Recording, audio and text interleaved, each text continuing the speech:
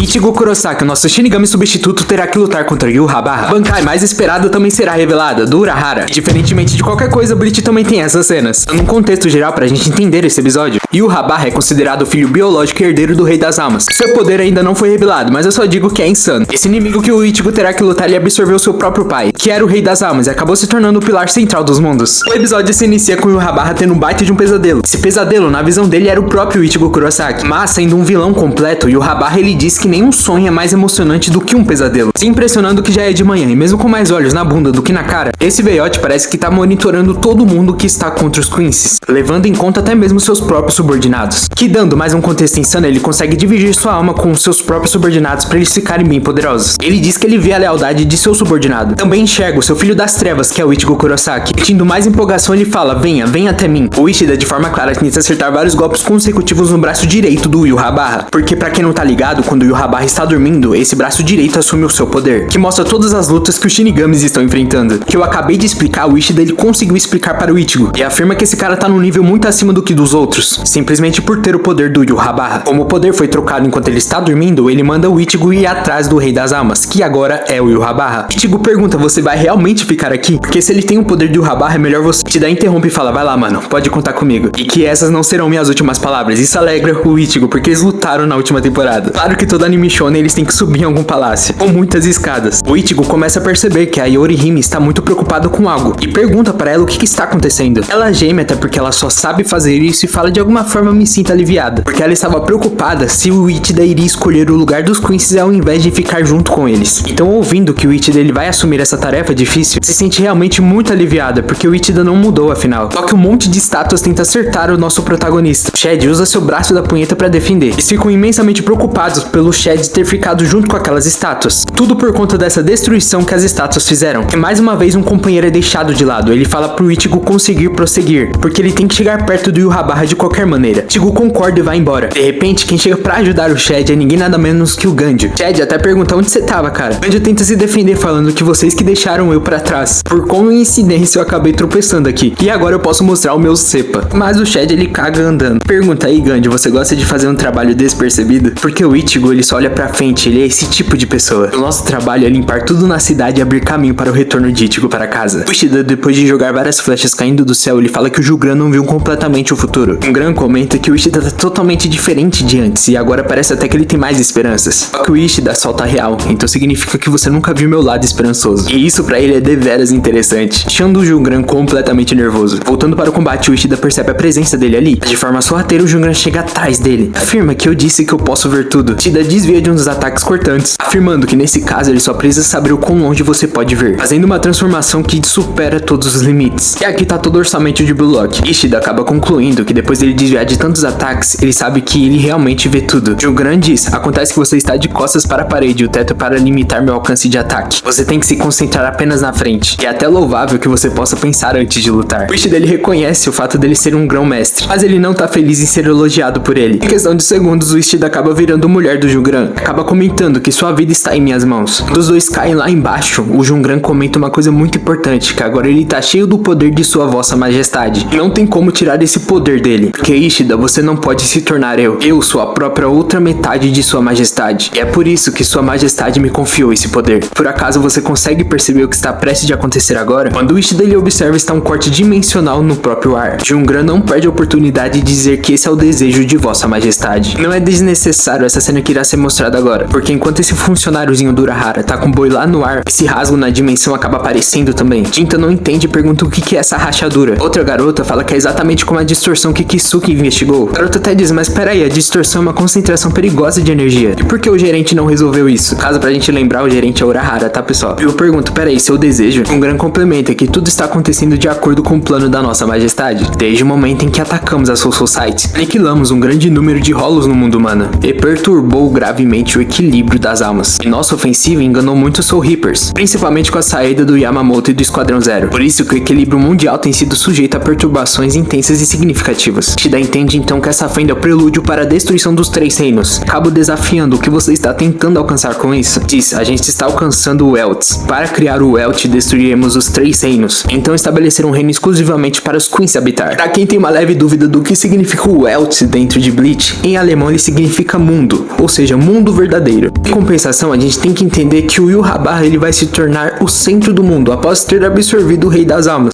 Então, dentro desse sentido, ele vai ser o centro desses 3 verdadeiros mundos, que a própria fortaleza dele significa Warwelt. Claro que eu tô tentando falar inglês porque em alemão não dá pra dizer muito bem. Mas só isso já significa mundo verdadeiro. Foi criado após ele transformar o Palácio Real, simplificando apenas os Queens estarem no topo. Sim, esse é o desejo da sua vossa majestade. E o mundo desse futuro, o Ishida não está presente. Acaba confirmando que a execução de traidores é a tarefa dele. O Ishida desvia e comenta que você fala como se fosse o porta-voz de sua vossa majestade. Que depois dele ouvir isso, minha lista de tarefas ficou ainda maior. A primeira é derrotar você e eliminar o todo-poderoso que é Yhwach. E a segunda é selar esta fenda e proteger os 3 reinos. Não dava nada por Ishida, mas parece que o bichinho tá pomposo. Vamos para a melhor parte do episódio. Baskin acaba caído no chão e comenta que ele nunca previu isso, mesmo se eu estivesse parado. Mas para ele é até bom, porque ele ainda tá sobrevivendo, que consegue sentir até mesmo a realidade palpável de escapar da morte. No momento que ele olha pra frente, ele pergunta: o que você acha, hein? Tá a Yoruichi, a mina mais linda de Bleach. Ela acaba pedindo desculpas, porque ela achou que estava falando sozinho, então não escutei. Baskin comenta que ele injetou Gift Balls com uma mistura de reishi, oxigênio e nitrogênio em seu corpo. E pra ele é até estranha a Yoruichi ainda estar viva depois desse estado que ele colocou ela. Yoruichi rebate algumas coisas, mas ele também comenta que não é isso, porque ele fez o melhor dele. Porque qualquer outra pessoa teria morrido instantaneamente. Pra ela parar de pensar que ele foi algum tolerante dessa situação. Mas a Yoruichi está muito preocupada. Você que tá me assistindo vai entender o porquê, então já deixa aquele like. A visão da Yoruichi, ela está muito preocupada, porque o Yushiro não durará muito nessa situação, que no caso é o irmão mais novo dela. Yoruichi sabe que no estado atual dela, ela não consegue curá-lo, porque ela também está nas últimas. O Askin aparece na frente de Yoruichi e diz que não sabe o que ela tá planejando. Saiba que você não consegue nem reagir a essa distância. O que ela esteja planejando, ele sabe que vai conseguir atacar primeiro. Urahara, é verdade, cara. Tá muito apertada aí, hein, Yoruichi? E quis dizer que a roupa dela tá apertada. E, pô, mano, por que eu fui chutado depois de vir aqui pra tentar salvar você? Aí, Yoruichi, puta que pariu, hein, mano. Para de olhar pro meu traseiro. Urahara, minhas desculpas. Yoruichi, você tá tocando no meu rabo. O Askin comenta que Urahara é outro problemático. Que claro, Urahara, você pode até não perceber, mas você é um dos poderosos especiais da guerra designados pela vossa majestade. Então, o Urahara começa a comentar: peraí, então deve ser mó dor de cabeça tá nessa lista, né? De repente, Urahara toca no traseiro da Yoruichi de novo. Não foi pra fazer coisas erradas, foi pra fugir dali. Askin se pergunta: mas o que ele acabou de fazer? Como a Yoruichi consegue se mover agora? Foram 5 pessoas escolhidas como perigosas nessa guerra. Ichigo está numa delas. O Zaraki Kenpachi foi escolhido por sua força de combate. Diante disso, Ichibiro Subi foi escolhido por sua sabedoria. De verdade, esse cara tem um poder tão, mas tão roubado. Sousuke Aizen foi escolhido por sua pressão espiritual. E com certeza o Aizen é um dos mais perigosos daí, tá? Pra finalizar, Kisuke Urahara foi escolhido por seus meios insondáveis. Não importa quais medidas eu planeje, ele sempre me supera. Porque tal é o seu intelecto astuto e traiçoeiro. Porque tenho que pegar logo esse oponente. Olha esse bundão. Yoruichi acaba perguntando o que esse velhote injetou no traseiro dela. Urahara comenta que isso é um segredo. Mas a Yoruichi acaba acertando o que era. E Urahara fica muito surpreso, porque sabe que ela é inteligente. Isso que ele fez vai durar cerca de 5 minutos. Isso deixa ela extremamente feliz. Urahara, mas peraí, Yoruichi, eu tenho que te falar uma coisa. Vamos fazer aquilo. E Urahara comenta: pô, mano, deixa eu explicar e negociar contigo. Só que a Yoruichi não quer assumir aquela forma nojenta. Urahara, que pena, então vai ter que ser a força. De repente, sem ninguém perceber, eles acabam ficando lá no céu. E Yoruichi começa a lutar contra o Askin sem perceber, porque ela tá sendo controlada. Como ele é machista, ele dá logo um socaço na barriga dela.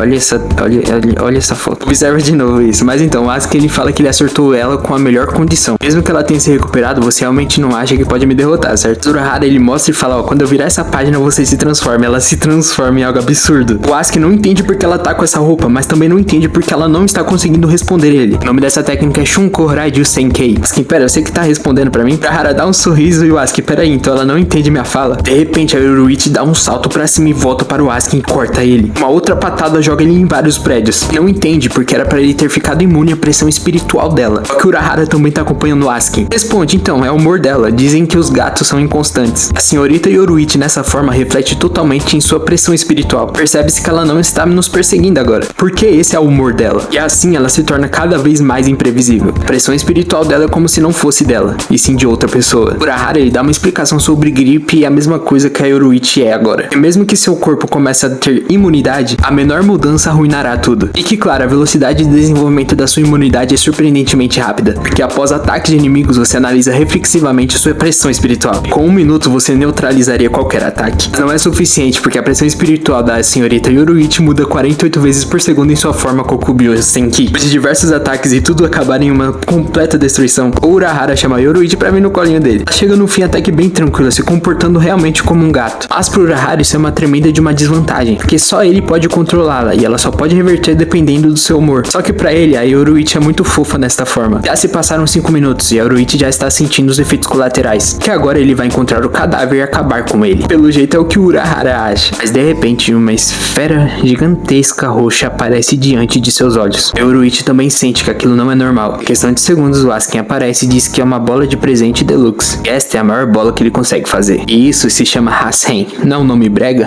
Caso tenha gostado, para mais vídeos de Bleach, já deixa aquela curtida bem gostosa, viu?